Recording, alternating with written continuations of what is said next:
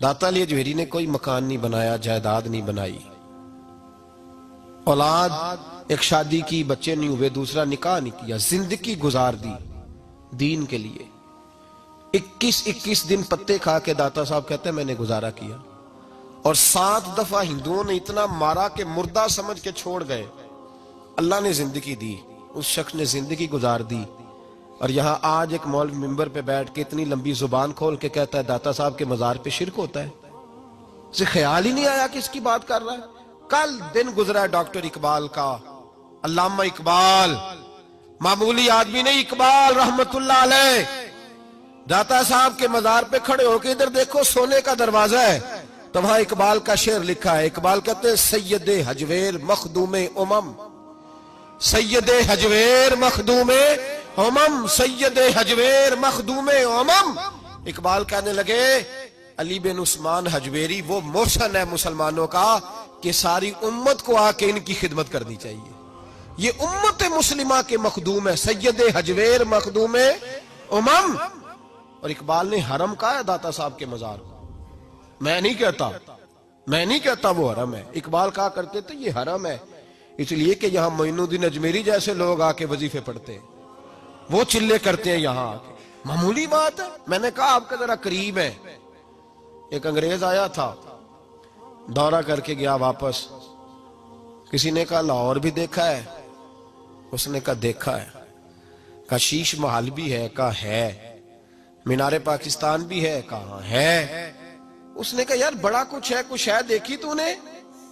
کہا ہاں بڑا کچھ دیکھا ہے، پر لاہور میں نے ایک قبر دیکھی ہے، وہ قبر اس طرح کی ہے کہ مسلمانوں کے دلوں پہ حکومت کر رہی ہے، دل قبضے میں ہے اس درویش کی، اس صوفی کے قبضے میں۔ ہمارے نیڑے ہے نا ذرا، اس طرح کی قدر و منزلت، ورنہ حضرت اجمیری، حضرت بابا فرید صاحب، یہ سارے لوگ یہاں حاضری دینا، حضرت سلطان باؤ جیسے لوگ ان کی تعریفیں کرتے ہیں، کہتے ہیں یہ بڑا آدمی ہے بھائی، علی اجمیری بڑا آدمی ہے۔ تو ان صوفیاء کا پیار، اولیاء کا پیار، نسائی شریف سنو، نسائی کا حوالہ، میرے رسول پاک صلی اللہ علیہ وسلم نے فرمایا قیامت کے دن کسی کو طاقت نہیں ہوگی اللہ کی بارگاہ میں بولنے کی، نسائی شریف عرض کر رہا ہوں، اور سیاستہ کی روایت ابن ماجہ میں بھی موجود، کسی کو طاقت نہیں ہوگی رب کریم کی بارگاہ میں بولنے کی، لیکن فرمایا اللہ کی بارگاہ میں قیامت کے دن سب سے زیادہ تکرار کچھ نیک لوگ اپنے دوستوں کے بارے میں کریں گے، تکرار کریں گے اللہ کی بارگاہ میں ادب کے ساتھ، ناز کے ساتھ۔ دوسرا ترجمہ یہ کر لو کہ اللہ کی توفیق سے بولیں گے، اللہ خود چاہے گا یہ بولیں۔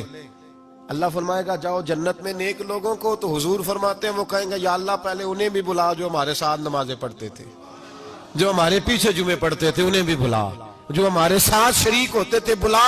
یہ مصطفیٰ کے لفظ ہیں۔ نبی پاک صلی اللہ علیہ وسلم فرماتے ہیں رب کریم فرمائے گا وہ تو جہنم میں ہیں، ان کے تو گناہ زیادہ، پاپ زیادہ، تو وہ عرض کریں کہ مولا پہلے انہیں بلا تب ہم جنت میں جائیں گے، تو اللہ فرمائے گا اذهبوا فاخرجوا منهم من عرفتهم، جاؤ، یہ لفظ ہے حدیث کے، اللہ ان سے کہے گا جاؤ جہنم کے دروازے تک جاؤ، اور جس جس کو پہچانتے ہو ان سب کو جہنم سے نکال کے جنت میں داخل کر دو۔ یہ اللہ اختیار دے گا اپنے نیک بندوں، یہ اللہ اختیار دے گا اپنے نیک بندوں کو کہ جاؤ جس جس سے تمہاری واقفیت ہے نا، من عرفتہم، جس جس کو تم پہچانتے ہو، جس جس سے واقفیت ہے اسے نکال کے جنت میں۔ اور میرے نبی پاک کا تو مشکات میں یہ فرمان بھی موجود ہے، ایک گناہگار نے کسی اللہ کے ولی کو وضو کرایا تھا، اور ایک حدیث میں یہ ہے کہ ایک پیالہ پانی کا پلایا تھا، وہ گناہگار جا رہا تھا جہنم کی طرف، فرشتے لے جا رہے تھے، ولی جنت میں جا رہا تھا، تو اللہ نے ملاقات کرا دی۔ ملاقات کس نے کرائی؟ نہیں، کس نے کرائی؟ اللہ۔ اس کا مطلب ہے ولیوں سے ملاقات بھی اللہ ہی کراتا ہے، اللہ نے ملاقات کرا دی۔ تو فرشتوں سے چھڑا کے وہ بندہ دوڑا، بابا جی سے کہنے لگا مجھے پہچانتے ہو؟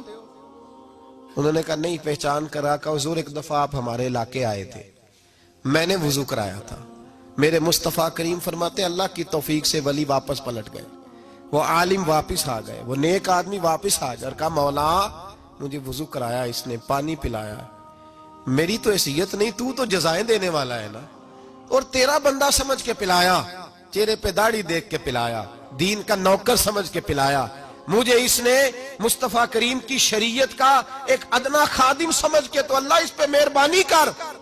میرے حبیب فرماتے ہیں پانی پلانے کی برکت سے اللہ اس گناہگار کو بھی جنت عطا فرما دے گا۔